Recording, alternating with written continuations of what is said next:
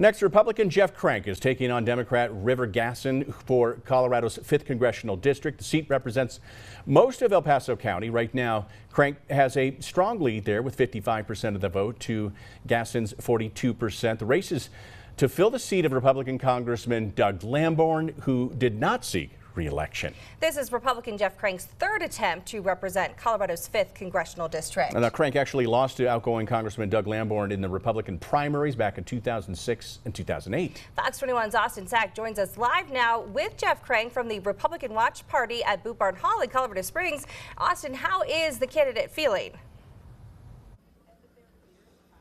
Scott and Abby, Colorado's 5th congressional candidate Jeff Crank is closely watching the numbers come in. Now, he currently is up in the polling. Crank ran his campaign on the platform that the community deserves a conservative warfighter who stands for the values of the 5th congressional district. He says it will be the honor of his life to fight for us in Congress. We are now joined live by candidate Jeff Crank. Thank you for speaking with us tonight. As we mentioned earlier, this is your third run at the seat. What is different this year and why is it your time? Well, I think, this has been, we've run a good race. I think I've spent a lot of years working for, in this community, working on, spent some time on the radio. I just think I have probably better name ID today than I did many years ago, but it wouldn't change any of it. I mean, it was just something that I kind of forgot about, and then this opportunity came back, and I'm just honored to be here. While on the campaign trail, you mentioned the opportunity for new leadership for the 5th Congressional District, and you plan to be more vocal than Congressman Doug Lamborn has been. How do you plan to accomplish that in a term if you are elected? Well, first, I do want to say Congressman Lamborn's been a good representative for this area. He's done a good job representing our military, standing up and fighting for them, and I'm going to do that too. I want to stand up for the men and women who wear our uniform and for all the citizens too here in El Paso County. But look, I mean, my background is communications. I spent a lot of time doing radio and doing podcasting and that sort of thing. So I'll just be probably a little more out there doing some of those issues and communicating a little bit more. Awesome. Thank you for your time, Jeff Crank. Of course, we are watching the numbers continue coming in. Stick with us throughout the night here on Fox 21 Local News for more reaction from the Republican Watch Party. We noticed you have a huge track record as a current DA in the 4th Judicial District, something you like to improve on, and what's kind of your goal in a second term? Well, I think the thing about the second term is you never know what challenges are going to pop up. And we've got to remain flexible as the DA's office to be able to rise to any challenge. We don't shy away from any of the challenges that get presented to us, and we're just excited to serve the community. Anything from your current term as a DA that you would like to highlight again? I know there's a big history, but something you're most proud of? There's so many things. I mean, getting justice for Gannon Stout was huge. Rising to the challenge that Club Q presented obviously was really big for our community and our state and really the whole country. So those things are things that really stick out to me. But, there's so many little things that the public don't see that I'm just so proud to work with the people in the DA's office and get to serve the community with them. Turn to the race for the open state Senate seat in District 12. This seat covers most of western El Paso County and Fountain. Republican El Paso County Commissioner Stan Vanderwerf is taking on Democratic State Representative Mark Snyder. This race is still very close with Snyder in the lead, 50% to Vanderwerf's 47%. Yeah, just about 2,000 votes separating them. Vanderwerf expects this to be a very close race, which could determine the balance of power in the state Senate. Fox 21's Austin Sack joining us in the Republican Party's Watch Party in Colorado Springs with the latest. Austin, how are people reacting to this race? Absolutely, Scott and Abby. The polls are very close, and we're joined now by Commissioner Stan Vanderwerf, who is running for State Senate District 12. We're waiting for that next ballot drop, but talk to us about how you're feeling currently. Well, I'm a little bit behind in this race for State Senate District 12, but it is too close to call. It's about 1,375 votes. We're just waiting for the next round, and it looks like it did just come in, and the difference is about the same, but that's still not the total vote for the evening. So this probably is going to go into the morning. Focusing on you and your background, we talked to you earlier, serving 8 years as County Commissioner of District 3, making that transition to State Senate. What are your goals as a state senator? Well, one of the big problems that we have across the state of Colorado is an inefficient state government. The state has doubled in budget in the last 10 years and doubled in employees in the last 10 years as well. And we're not getting double services. So there's a lot of programs that are going on right now that are not well integrated together that really need to work together better to reduce the cost of implementing those laws and also to make it less expensive for the citizens to comply with those laws. This plays into the issue about inflation and cost of living in the state of Colorado, and has a play also in the cost of housing and so many other things, and this is something we need to fix in the state.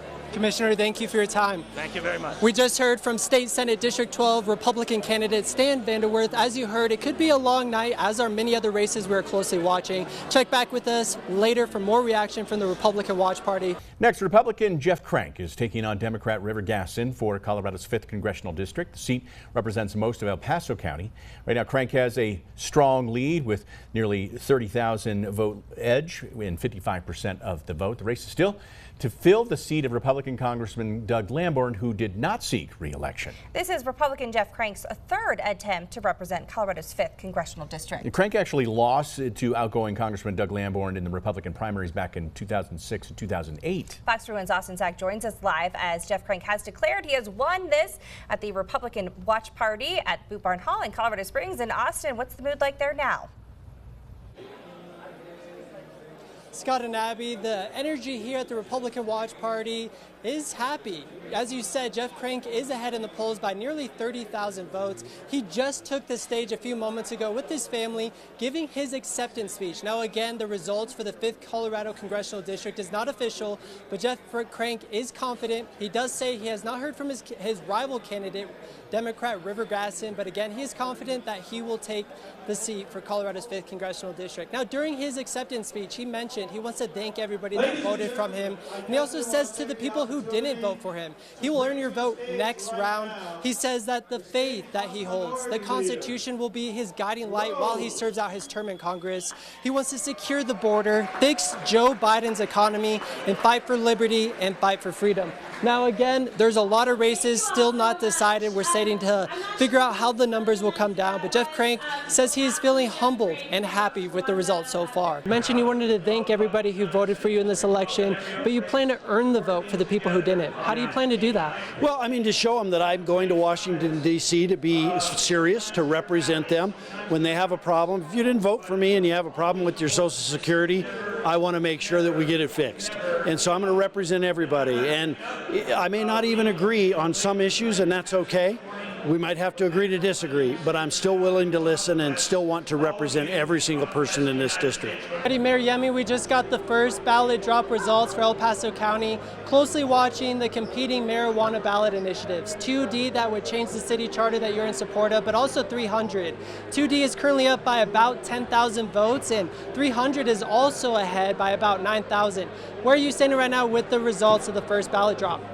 As you can see, I have a smile on my face because a couple of the initiatives that I endorse and I put forward are doing really well. And when it comes to the marijuana initiative, it's too close right now to call, and so it's hard to say. But right now, both initiatives are showing as yeses. So that presents a really interesting legal dilemma for us. And believe me, we're already in conversations. I'm already in conversations with my city attorney just to get some perspective. But we believe that in the end, our city charter, and which is our local constitution, ultimately will prevail. Mayor, the last question I have for you, we know you're not under the ballot this year, so you can kind of relax a little bit. But with a lot of our Congress members, State House, State Senate, what do you hope for the area of Colorado Springs and how we will be represented in Denver and at the Capitol? That's a great question. First of all, for every single candidate that has run in this election cycle, I am so proud of them. It takes a lot of courage, guts, hard work. I've been there, so I know what this is like. Tonight is a mix of nervousness and excitement, and it's a culmination of sometimes not just months, but years of work and investment. So I want to say congratulations, first of all, to everyone who decided to take that step of faith and take the plunge to run. And for all the winners today, congratulations, and your mayor is looking forward to working in close collaboration with you on behalf of the residents of our great community.